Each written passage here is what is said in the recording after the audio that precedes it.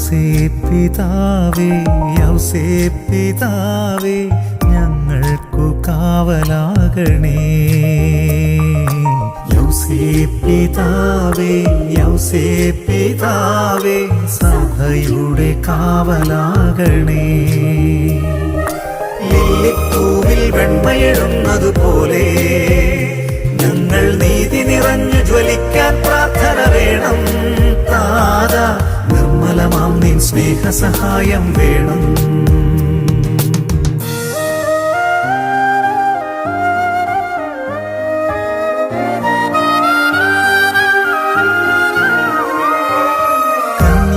കന്യാമാതാവിനെ മാനിച്ചവനല്ലേ, സന്യാസിയെ പോലെ ജീവിച്ചവനല്ലേ.